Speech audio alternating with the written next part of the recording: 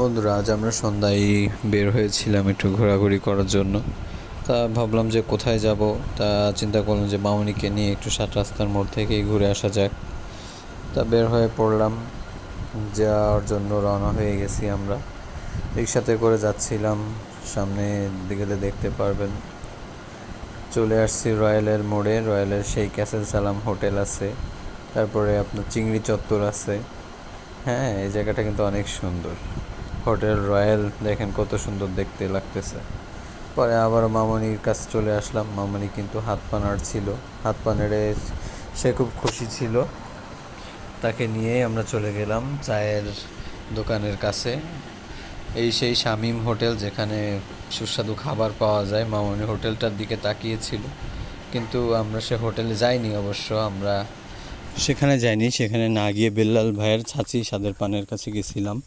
সেখানে যে মামনি পানওয়ালাকে বলছিল, ভাই আমাকে একটা পান দেন, কিন্তু পানওয়ালা সেদিকে না তাকিয়ে পানওয়ালা তার মতোই পান বানাচ্ছে।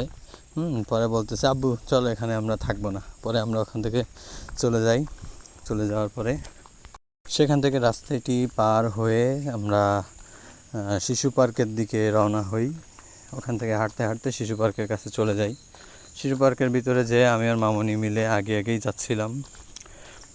যাওয়ার পর সেখানে যেয়ে ঢোকার পরে যখন রাস্তার পাশ থেকে যাচ্ছিলাম, কত সুন্দর সুন্দর খাবার আছে এখানে, জিনিসপত্র আছে কেনার জন্য।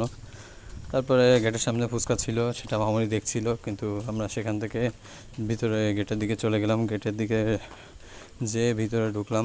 ভিতরে ঢুকে দেখলাম অনেকে বসে আছে, ঘুরতেছে ফিরতেছে, কিন্তু সেরকম কিছু দেখার মতো কিছুই ছিল না, পুরো ফাঁকা অন্ধকারের মতন। কিন্তু সুন্দর একটা মসজিদের মিনার এখানে ছিল, যেটা দেখার মতনই ছিল। আসলে অনেক ভালো লাগলো। কেউ বসে আড্ডা দিচ্ছে, কেউ একা একা বসে আছে, এপাশে আবার বাচ্চারা মিলে দোলনা খাচ্ছে। জায়গাটা মোটামুটি অনেক ভালোই লাগছিল। তারপরে আমরা এখান থেকে ঘুরে এসে একটু খাওয়া দাওয়ার দিকে আসলাম, একটা হালিম নিলাম। হালিমটি বেশ ভালোই ছিল ভাই। হালিমটি উঠাচ্ছিল বাটিতে, দেখেন কত সুন্দর।